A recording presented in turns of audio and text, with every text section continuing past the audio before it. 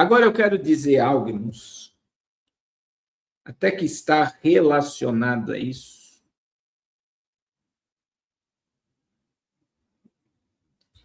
Pensando hoje com os meus botões, como é que a Polícia Federal prendeu Daniel Vorcaro? Hoje, a Polícia Federal prendeu o cunhado do Vorcaro tentando ir para Dubai. Hoje. E aí, eu pensando cá com os meus botões, o governo que saiu deixou pessoas infiltradas em todas as esferas e eles sabiam. Irmão, o Bolsonaro sabia do caso do Banco Master. O Bolsonaro sabia do caso do INSS.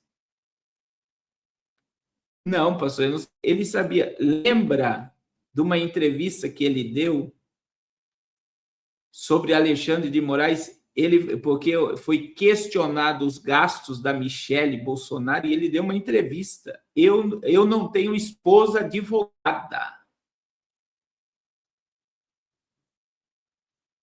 Eu não tenho esposa advogada. Ele falou espraguejando Alexandre de Moraes, querendo investigar os gastos da Michele, e ele dizendo, faça-me o favor, eu não tenho esposa advogada. O que ele estava dizendo ali para a imprensa?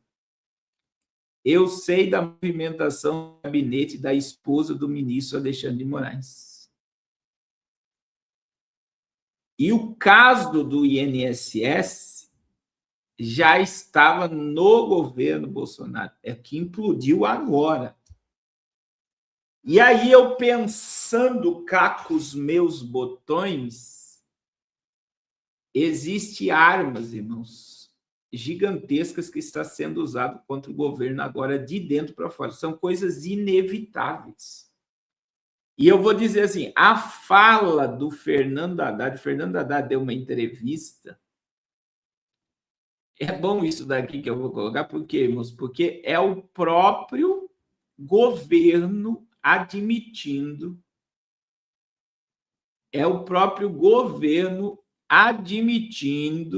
oh, meu Deus, coloquei o Instagram errado aqui para vocês, que a corrupção foi grande.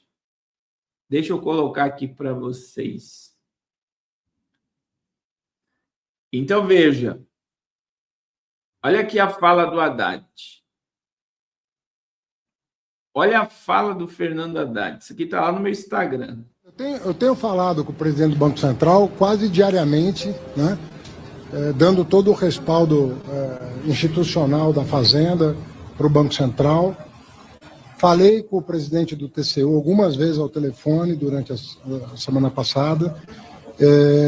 Eu penso que houve ali uma convergência sobre como ajudar, né, como fazer o melhor para o país conhecer a verdade, apurar responsabilidades, eventualmente obter ressarcimento dos prejuízos causados. O que ele vai falar? O caso inspira muito cuidado, nós podemos estar diante da maior fraude bancária da história do país, né? Podemos estar diante disso, e temos que tomar todas as cautelas devidas, com as formalidades, garantindo, evidentemente, todo o espaço para a defesa se explicar, né?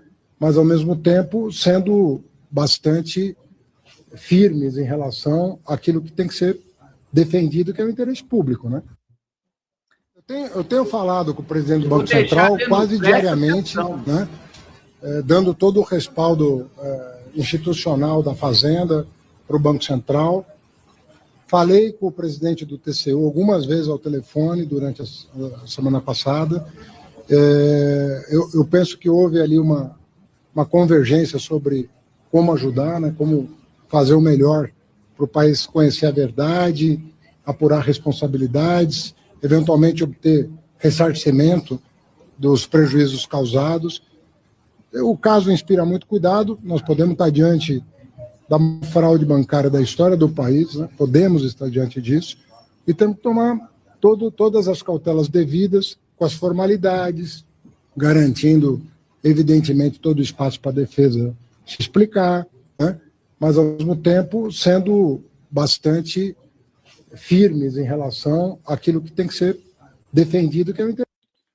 O maior escândalo da questão bancária é esse questão. E quem vai pagar é o povo. Agora, veja bem, irmãos, o Bolsonaro, o governo que saiu, sabia que tudo isso estava em pauta. Então, a implosão é de dentro para fora. Veja que o Lula está de mãos e pés atados sobre muitas questões. Queria até fazer o Ministério da Segurança Pública agora com a saída do Lewandowski, ele não vai conseguir.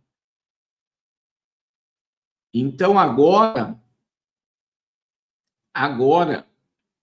a gente sabe que... Por quê mesmo? Porque a gente sempre acha que está tudo aparelhado, não parecia? A mídia estava aparelhada, o Senado, a Câmara de Deputados, o governo.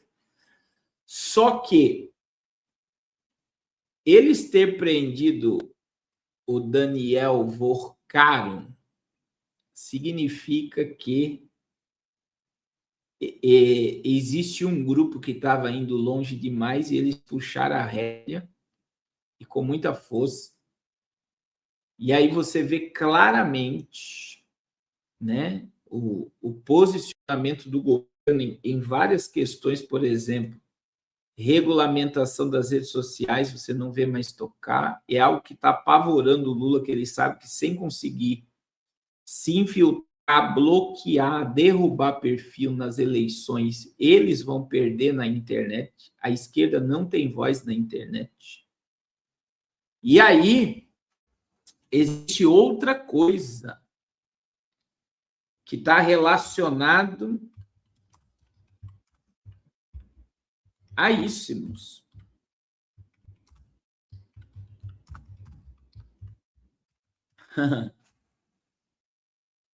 Olha só, nós temos os lobistas. Veja, esses pastores foram lobistas. E aí, veja bem, olha onde os Estados Unidos chegou agora, irmãos. Olha aí, ó. Estados Unidos vão investigar a influência da China sobre o agronegócio brasileiro. A apuração foi incluída na inteligência. O documento sobre diretrizes de atuação das agências inteligentes. O Congresso dos Estados Unidos incluiu na inteligência, autorização de inteligência de 2026, um trecho que prevê um trecho de investigação específica sobre a influência da China no agronegócio brasileiro. A medida está prevista na seção 6705 da lei aprovada em dezembro de 2025 como parte do orçamento anual da defesa norte-americana.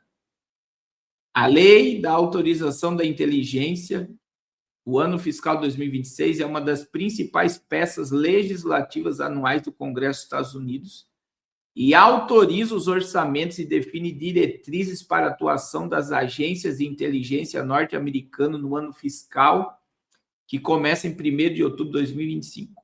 Aprovada em dezembro de 2025 como parte da lei anual que define o orçamento, as prioridades da defesa e inteligência, contém em sua divisão uma série de seções que abordam diferentes prioridades de inteligência e de competência estratégica dos Estados Unidos.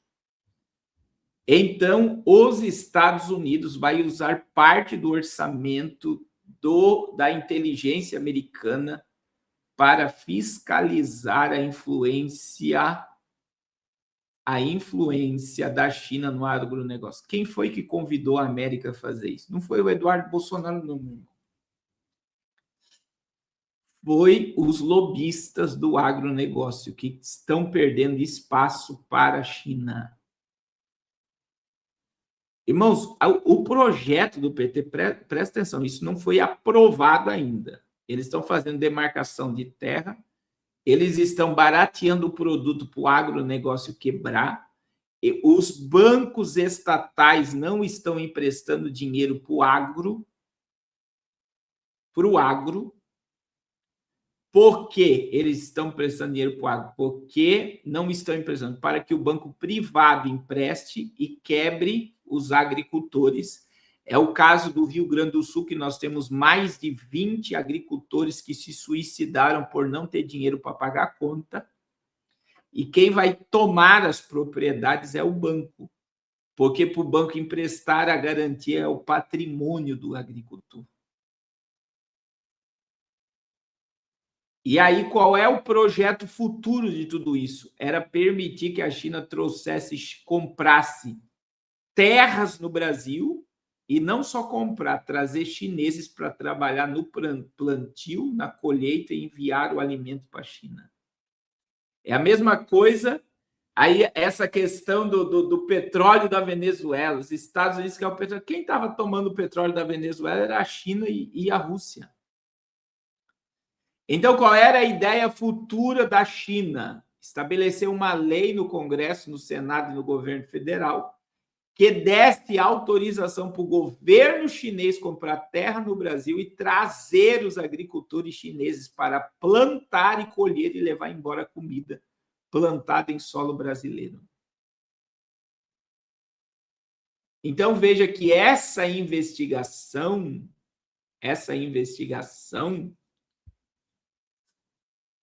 também está ligada não só ao Eduardo, mas aos lobistas do agro. Irmãos, o agronegócio tem bancada dentro da Câmara de Deputados do Senado. O agronegócio elege deputados e senadores para blindá-los. E se eles estão perdendo espaço e perdendo dinheiro, eles foram para cima.